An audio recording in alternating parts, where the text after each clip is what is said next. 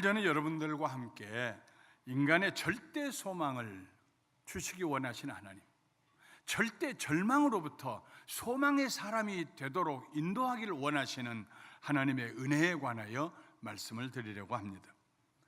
현대사회는 투자를 잘해야 부자가 될 수 있습니다. 미래가 없고 망해가는 기업에 투자하면 함께 망하게 됩니다.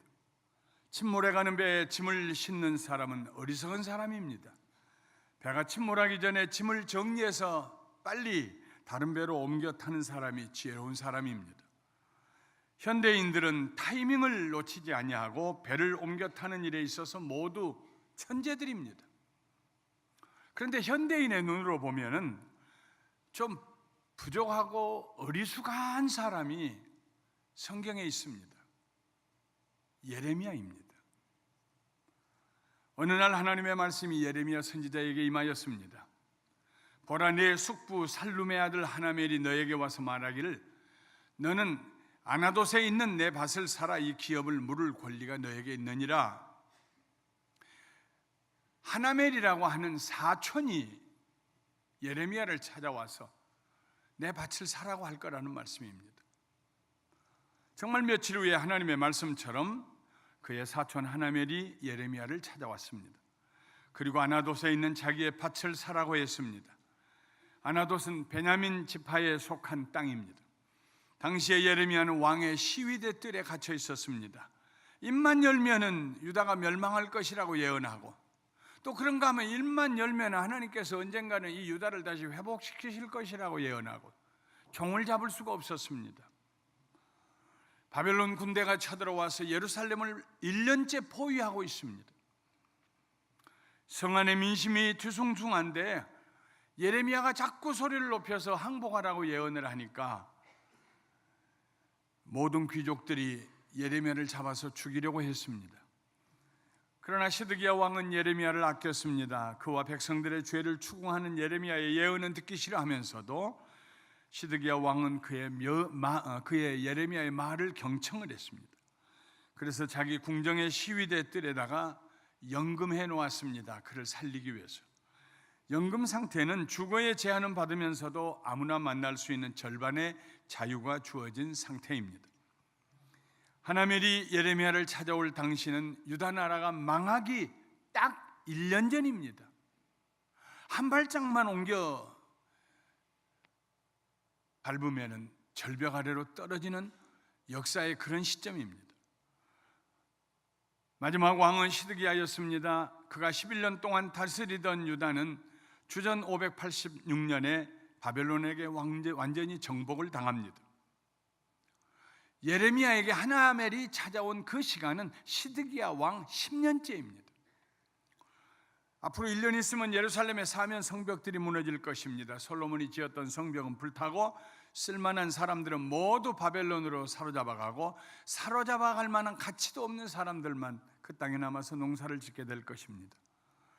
유다 나라는 언제 침몰할지 모르는 불타고 있는 배와 같았습니다.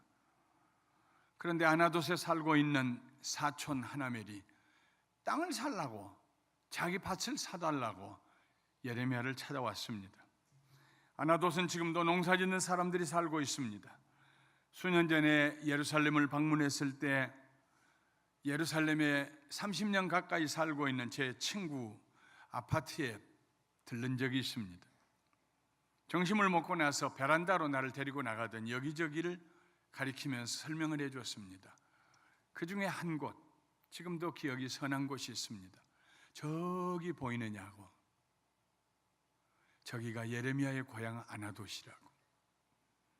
5km쯤 떨어져 있는 아나돗에는 곡식을 저장하기 위해 세워놓은 둥근 원통 모양의 높은 사일로가 있었습니다. 그 당시에 아나돗에는 1년째 바벨론의 수십만 군대가 주둔하고 있었습니다. 밭이 있어도 농사를 지을 수 있는 형편이 아니었습니다. 아나돗은 예레미야의 고향입니다.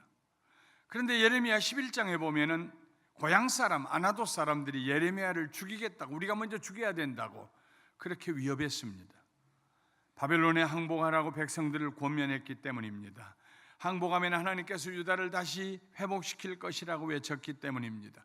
도무지 종잡을 수 없는 예언을 해서 우리 유다 백성들을 이렇게 혼란에 몰아넣는 예레미야는 우리 손으로 죽여야 된다고 고향 사람들이 나섰습니다. 왜 하나멜이 자기 밭을 사라고 예레미야를 찾아왔는지 우리는 그 속 마음을 잘 모릅니다. 표면적으로는 예레미야에게 상속권이 있기 때문이었다고 말하지만 아마도 예레미야의 속을 뒤집어 놓고 싶어서 왔을지도 모릅니다. 값으로 치면 그렇게 큰 땅덩어리도 아니었던 것 같습니다. 사촌 하나멜이 와서 이런 말을 하고 싶어서 왔을지 모릅니다. 다 망해가는 유다 나라가 하나님께 순종하고 돌아오면 다시 회복될 것이라고. 어이 사촌 예레미야, 하나님 그렇게 말씀하셨어? 그 말을 믿어? 그러면 내 땅 사. 바벨론 사람들이 와서 짓밟고 있는 내 땅, 농사도 못 짓고 있는 그 땅덩어리, 그 땅떼기 조그만 거 하나님이 다시 회복시킨다면은 당신이 먼저 사. 속을 뒤집어 놓고 싶어서 예레미야를 찾아왔을지도 모릅니다. 감옥에 갇혀있는 예레미야는 사촌의 밭을 살 수 있는 형편이 아니었습니다. 더구나 예레미야는 선지자였습니다. 오랜 시간 동안 예레미야서로 보면은 그가 예언을 시작해서 마지막 기록까지를 보면 65년 동안이나 예언했던 선지자입니다. 그는 농사꾼이 아닙니다. 그러나 예레미야는 하나님의 말씀에 순종하여 은 17세겔을 주고 사촌 하나멜의 밭을 샀습니다. 은 17세겔은 7온스 200g, 어제 시세로 따지면 100달러입니다. 예레미야는 밭을 사고 팔았다는 문서 둘을 만들어 하나는 봉인하고 하나는 봉인하지 않았습니다. 그는 봉인하지 않는 매매 문서를 자기를 수행하는 비서 바룩에게 주면서 이렇게 하나님의 말씀을 전했습니다. 만군의 여호와 이스라엘의 하나님께서 이와 같이 말씀하시기를 너는 이 증서 곧 봉인하고 봉인하지 않는 매매 증서를 가지고 토기 옹기에 담아서 오랫동안 보존하라. 만군의 여호와 이스라엘의 하나님께서 이와 같이 말씀하시니라. 사람이 이 땅에서 때가 되면은 사람들이 이 땅에서 집과 밭과 포도원을 다시 사게 되리라. 하나님께서 예레미야로 하여금 사촌 하나멜에게서 아나돗에 있는 밭을 사게 하신 목적은 하나멜이 판 거 아닙니다. 예레미야가 살려고 마음먹은 것도 아닙니다. 하나님이 그 일을 하셨습니다. 그 목적은 장차 하나님께서 유대인들을 반드시 사로잡혀 갔던 바벨론으로부터 고향으로 돌아오게 하시겠다는 하나의 강렬한 상징이었습니다. 예레미야의 예언은 양면성을 지니고 있었습니다. 한편으로는 유다의 멸망을 예언했고 다른 한편으로는 유다의 회복을 예언했습니다. 예레미야 1장 9절부터 10절에 예레미야가 처음 하나님의 말씀을 받을 때 하나님이 그에게 하신 말씀입니다. 여호와께서 그의 손을 내밀어 내 입에 대시며 여호와께서 내게 이르시되 보라 내가 내 말을 내 입에 두었노라. 보라 내가 오늘 너를 여러 나라와 여러 왕국 위에 세워 네가 그것들을 뽑고 파괴하며 파멸하고 넘어뜨리며 건설하고 심게 하였느니라. 하나님께서 내 입에다가 손을 대시면서 말씀하시기를 보라 내가 너를 여러 나라들 위에 세웠다.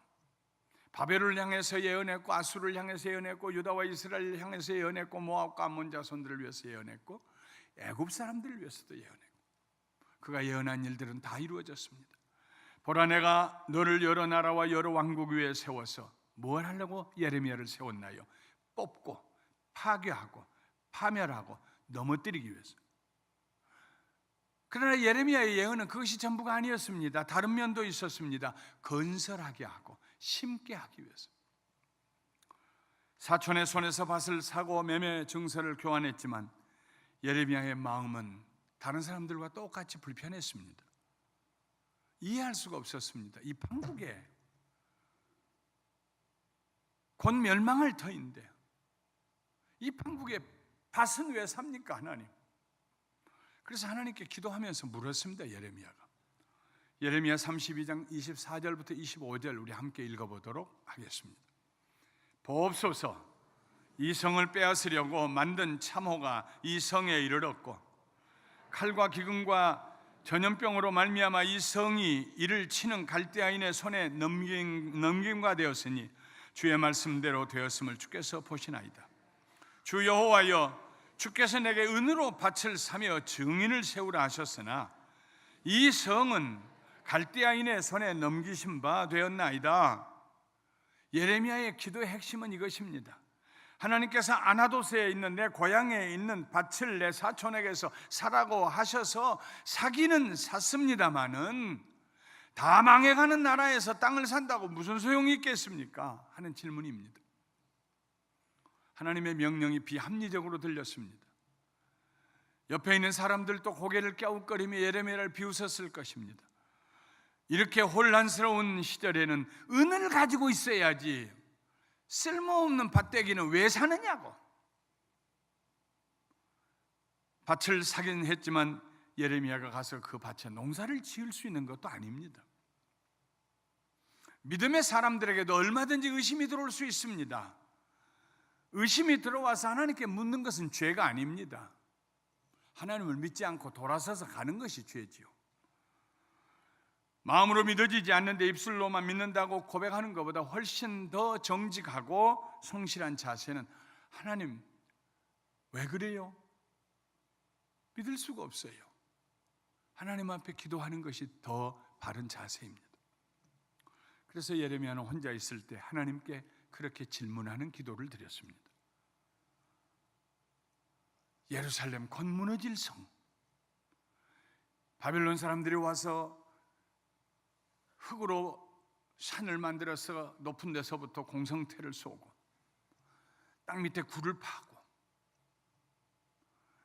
예루살렘 성 안에는 기근이 다가왔고 먹을 게 없고 설상가상으로 전염병이 창궐하고 기가 막힌 상황에서 밭은 사서 뭐합니까? 믿음의 크기는 우리가 얼마나 적게 의심하였느냐에 달려있지 않습니다. 믿음의 크기는 우리가 얼마나 순종했느냐에 달려있습니다. 믿음과 순종은 마치 자전거의 페달과 같습니다. 믿는 만큼 순종할 수 있고 순종하는 만큼 믿을 수 있습니다.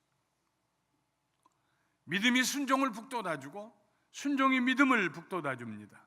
믿음의 대상은 하나님입니다. 순종의 대상도 하나님이십니다. 그러므로 하나님 앞에 나가는 자는 작은 일에 믿음으로, 작은 일에 순종함으로 더 큰 믿음을 갖게 되고 더 크게 순종하게 되고 믿음이 성숙해 가게 됩니다. 오늘날 우리는 대단히 불확실한 시대에 살고 있습니다. Artificial Intelligence라고 하는 AI, 소위 인공지능의 활동 영역이 점점 넓어져 가고 있습니다. 한국에서 유수한 프로 바둑 기사들을 다 넘어뜨렸습니다. 세계의 모든 바둑 기사들을 다 넘어뜨렸습니다. 이길 자가 없습니다. 수십 년 관록을 지닌 의사보다도 인공지능이 훨씬 더 정확하게 암을 진단하고 처방하는 시대가 되었습니다. 환자들도 의사들의 소견보다는 인공지능의 진단을 더 신뢰하는 시대가 되었습니다. 인공지능 때문에 지금까지 선호하던 직종에 종사하던 많은 사람들이 직장을 잃게 될 것이라고 예측하고 있습니다. 계속하여 자동차의 자율주행 이야기가 나옵니다. 미국의 어떤 자동차 회사는 앞으로 5년 이내에 자동차에 악셀레다도 없고 운전대도 없는 자동차를 만들겠다고 공언을 했습니다. 아마도 앞으로는 어떤 사람이 멀리 있으면서 전화기로 자기 자동차에게 명령을 내리면 그 자동차가 혼자서 주인이 있는 곳으로 도로를 달려가는 모습을 우리가 심심치 않게 보게 될 것입니다. 100년 후가 아니라 50년 후가 아니라 5년 후에는 그런 모습을 보게 될지도 모릅니다. 차 안에 앉아서 버튼만 누르고 앉아있으면 저절로 제일 빠른 길로 가게 될 것입니다. 이제는 내 차의 개념이 없어지고 여러 사람들이 함께 쓰는 차가 될 것입니다. 너무나 변화가 빨라서 어지럽습니다. 오랜만에 저희 집에 세탁기가 고장이 나서 세탁기를 하나 국산으로 들여놓았는데 위에가 강화 유리를 덮어놓아서 안에 돌아가는 게 다 보입니다. 호기심이 나서 내려다보고 있었습니다. 빠른 속도로 돌아가는데 참 잘 만들었다. 국산 세탁기 최고다. 한참 보고 있는데 어지러워서 눈이 빙글빙글 돌아서 더 볼 수가 없었어요. 그 다음에 그 곁에만 지나가면 어지러워서 수건을 갖다 덮어버렸습니다. 세계는 전쟁과 폭력으로 얼룩져가고 있습니다. 이제는 차량 폭탄이 폭발하여 몇십 명이 죽었다는 얘기 정도는 눈도 깜짝하지 않습니다. 어느 나라든지 점점 더 정치적으로 불안한 사회가 되어가고 있습니다. 원수가 집안 사람이라는 말처럼 가까운 사람들 사이에 더 고통을 주고받는 시대가 되었습니다. 살인사건이 가장 많이 일어나는 것은 친척들 사이라고 조사 결과가 나옵니다. 한국에서는 헬 조선, 지옥과 같은 나라라는 말이 무슨 유행어처럼 돌아다니고 있습니다. 무슨 좋은 말이라고. 정치적으로 사회적으로 점점 극단화되어 가고 있습니다. 하루가 멀다고 새로운 음모론이 태동하는데 그것이 거짓인지 진실인지 구별할 길이 없습니다. 믿을 수 없는 사회가 되어 가고 있습니다. 시대의 정황을 제대로 읽어보려고 하는 사람은 어지러워서 눈을 뜰 수가 없습니다. 시편 42편을 지은 시인도 아마도 그런 불안감에 휩싸였던 것 같습니다. 어느 시대에나 똑같습니다. 사람 사는 시대는요. 지금이 더한 것도 아닙니다. 어느 시대에나 믿을 수 없고 의지할 수 없고 혼란스러운 사회에 살았습니다. 사람들 때문에 이 시편 42편을 지은 시인은 두렵고 절망스러웠습니다. 어디를 보아도 소망의 불꽃을 발견할 수가 없었습니다. 그때 시인은 사람을 보고 있던 시선을 돌려서 고개를 들고 하나님을 보기 시작합니다. 하나님만이 믿을 수 있는 분이셨기 때문입니다. 그는 자기 자신에게 이렇게 말합니다. 내 영혼아, 네가 어찌하여 낙심하며 어찌하여 내 속에서 불안해하는가? 너는 하나님께 소망을 두라. 나는 그가 나타나 도우심으로 말미암아 내 하나님을 여전히 찬송하리로다. Put your hope in God, for I will yet praise Him. 아무리 변하고 어지러운 세상이라도 I will yet, 나는 여전히 하나님을 찬송할 것이다. 내 영혼아, 내 소망을 하나님께 두어라. 우리의 구원자, 우리의 주가 되신 하나님께 소망을 두어라. 하나님께서 예레미야에게 아나돗에 있는 밭을 사라고 명령하셨습니다. 바벨론이 예루살렘을 1년이 넘도록 포위하고 있습니다. 성 밖으로 나갈 수도 없습니다. 기근과 전염병이 창궐합니다. 예루살렘 성 안에 있는 모든 백성들이 패닉, 공황 상태에 빠졌습니다. 그런데 하나님께서 뜬금없이 예레미야에게 밭을 사라고 말씀하십니다. 왜 그러셨을까요? 고향 땅 아나돗에 있는 밭을 사는 행위를 통하여서 하나님께서 예레미야에게 물으시는 질문이 있습니다. 예레미야야, 너의 믿음이 어디에 있느냐? 나라가 망하기 한 발자국 전에 있는 이 혼란한 시대에, 이 갇힌 성에서 예레미야야, 너의 믿음이 어디에 있느냐? 내가 너를 통해서 반드시 이 유다를 회복시키고 돌아오게 하리라고 약속한 말을 예레미야야, 너는 믿느냐? 그렇다면 아나돗에 있는 밭을 사라. 예레미야야, 너는 소망을 어디에다 두었느냐? 네가 내 소망을 나에게 두었다면 정말 네가 내 말을 신뢰하고 그냥 예언만 하는 예언자가 아니라 내 말을, 너의 생각과 영혼을 통해서 입을 통해 나가는 내 말을 네가 신뢰하고 소망을 나에게 두었다면 다시 그 땅의 사람들이 포로에서 돌아와서 살게 될 것을 네가 믿고 바라고 소망한다면 예레미야야, 네 고향에 땅을 사두어라. 유진 피터슨 목사님은 성경적인 소망은 곧 행동이라고 했습니다. 믿음도 행동입니다. 소망도 행동입니다. 믿으면 그 믿음이 행동으로 나타나야 됩니다. 믿음은 말에서 끝나지 않습니다. 느낌에서 끝나지 않습니다. 소망도 행동입니다. 예레미야야, 정말 믿느냐? 내가 이 나라를 회복시킬 것을, 절망적인 이 나라에 내가 소망을 불어넣을 것을 정말 믿느냐? 그럼요, 믿고 말고요. 하나님, 땅 사두어라. 그럼 겨우 $100로 살 수밖에 없는 작은 땅덩어리였지만 그것은 예레미야의 위대한 신앙 고백이 되었습니다. 행동으로 나타나지 않는 소망은 소망이 아닙니다. 예레미야가 하나님께 소망을 두었다면 반드시 아나도스에 있는 밭을 샀어야 했습니다. 하나님의 살아계심을 믿는다면 반드시 그는 그 밭을 사야만 했습니다. 하나님만이 실제하십니다. 모든 게 뒤죽박죽이지만 하나님만이 온전하시고 변치 아니하십니다. 온 세상이 너무 빨리 변화되어 서 있기도 어지러운 시대에 우리가 살고 있습니다. 그러나 우리가 믿는 하나님, 우리를 창조하신 하나님, 우리를 구원하신 하나님은 변치 아니하십니다. 하나님의 계획은 포기된 적이 없습니다. 변경되지도 않습니다. 만세전에 예정하신 일을 다 이루어가고 계십니다. 만세전에 여러분과 나를 구원하여 하나님의 자녀로 삼으시겠다고 예정하신 그 일을 이루셨기 때문에 오늘 우리가 이 자리에 앉아 예배드리고 있는 줄 믿습니다. 하나님의 능력은 약화되지 않습니다. 세상 어떤 것도 하나님보다 더 강할 수가 없습니다. 더 빠를 수가 없습니다. 더 지혜로울 수도 없습니다. 더 선할 수도 없습니다. 더 견고할 수도 없습니다. 오직 하나님만이 우리의 반석이 되십니다. 하나님께로 나가는 자만이 요동치는 세상에서 요동치지 않는 삶을 살게 될 것입니다. 하나님을 바라보는 자만이 휴식이 없는 이 세상에서 휴식을 누리며 평안하게 살 것입니다. 하나님을 의지하는 자만이 미래를 예측할 수 없는 이 세상에서 영원한 세계를 바라보며 살아가게 될 것입니다.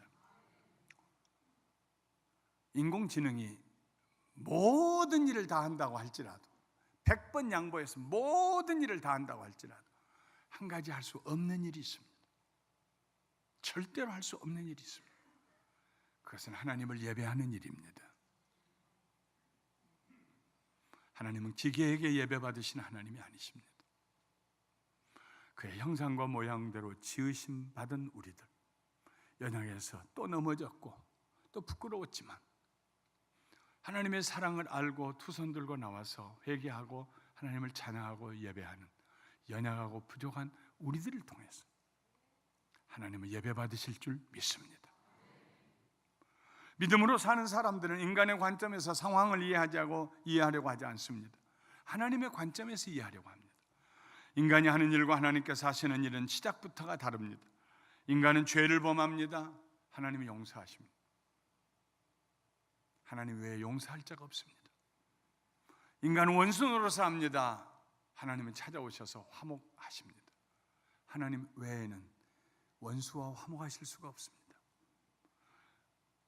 인간은 무너뜨립니다. 하나님은 회복시키십니다. 인간은 끝이라고 말합니다. 하나님은 시작이라고 말씀하십니다. 인간은 절망이라고 말합니다. 하나님은 소망을 말씀하십니다. 하나님께서는 인간이 할 수 없는 일을 하십니다. 그래서 우리는 하나님에게 우리의 소망을 둘 수가 있습니다. 하나님의 소망은 인간의 절망을 넘어섭니다. 예레미야 32장에서 예레미야에게 아나도스에 있는 밭을 사라고 하셨던 하나님은 33장에 이르러서 그의 놀라운 계획, 장차 하나님이 이루시려고 하는 계획을 예레미야에게 이렇게 들려주십니다. 예레미야 33장 6절부터 9절에 있는 말씀 우리 함께 읽어보겠습니다. 그러나 보라, 내가 이 성읍을 치료하며 고쳐 낫게 하고 평안과 진실이 풍성함을 그들에게 나타낼 것이며 내가 유다의 포로와 이스라엘의 포로를 돌아오게 하며 그들을 처음과 같이 세울 것이며 내가 그들을 내게 범한 그 모든 죄악에서 정하게 하며 그들이 내게 범하며 행한 모든 죄악을 사할 것이라. 이 성읍이 세계 열방 앞에서 나의 기쁜 이름이 될 것이며 찬송과 영광이 될 것이요 그들은 내가 이 백성에게 베푼 모든 복을 들을 것이요 내가 이 성읍에 베푼 모든 복과 모든 평안으로 말미암아 두려워하며 떨리라. 하나님의 약속은 신실하십니다. 시간이 걸려도 신실하십니다. 불가능하게 보여도 반드시 이루십니다. 믿음으로 사는 사람들은 하나님에게 소망을 둡니다. 믿음의 사람들은 절망의 시간에 소망의 꿈을 꾸는 사람들입니다. 망해가는 땅 아나도스에 밭을 사는 사람들입니다. 2017년에는 사랑하는 성도 여러분, 예레미야처럼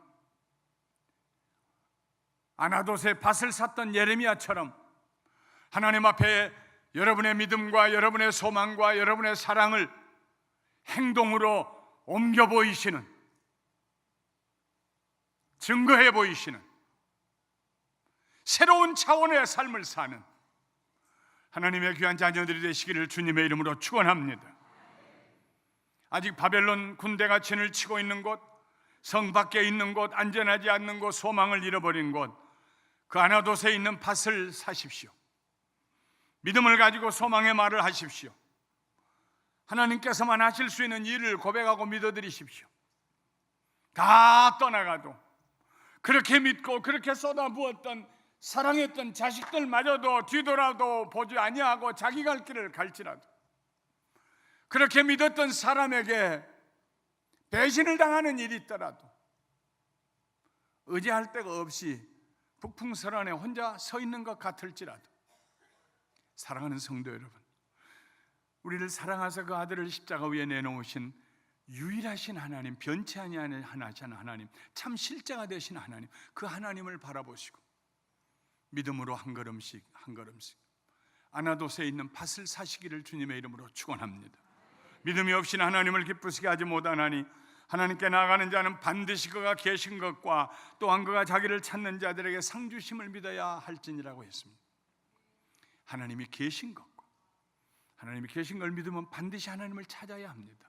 왜냐하면 하나님만이 우리에게 상을 주실 수 있기 때문입니다.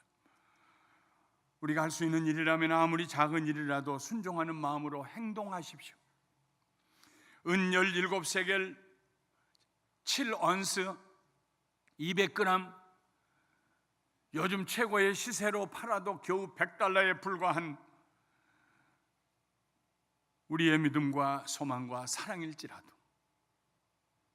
하나님 앞에 하나님을 의지하고 믿는 마음으로 선을 행하시고 축복하시고 악을 선으로 갚으시고 다른 사람에게 소망을 주시고 위로하시고 격려하시고 하나님께서 보여주시는 곳마다 겨우 100달러에 불과한 땅이지만 아나돗에 있는 그 밭을 사십시오. 오늘 우리 멀리 장수 무주에서 목사님이 5명의 청소년을 데리고 여기 왔어요. 아나돗에 밭을 사는 행위입니다.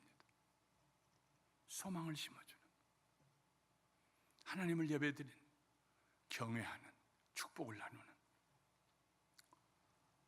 그때 하나님의 능력이 우리를 통해서 나타나고 우리를 통해서 하나님의 약속이 이루어질 줄 믿습니다. 안드레가 예수님의 말씀에 순종하고 가져온 보리떡 5개와 물고기 2마리, 겨우 어린아이 한 끼 분량의 음식에 불과했지만 예수님의 손에 올려질 때 아이들, 어린이들, 여자들, 남자들 다 해서 10,000명 이상의 사람들이 먹고 12강주리가 남게 되었습니다. 하나님의 살아계심을 믿는 사람은 행동하는 사람입니다. 아나돗의 밭이 무엇이든지 하나님께서 우리의 마음에 깨닫게 하실 때, 아이고 내가 그거 한다고 뭐 세상이 달라지겠어? 그렇게 생각하지 마시고 겨우 100달러로 할 수 있는 일일지라도 믿음으로 소망을 가지고 사랑을 품고 그렇게 하나님과 함께 동행하시는 위대한 삶을 사시는 우리 감사 가족들이 되시기를 주님의 이름으로 축원합니다. 축원합니다. 축원합니다.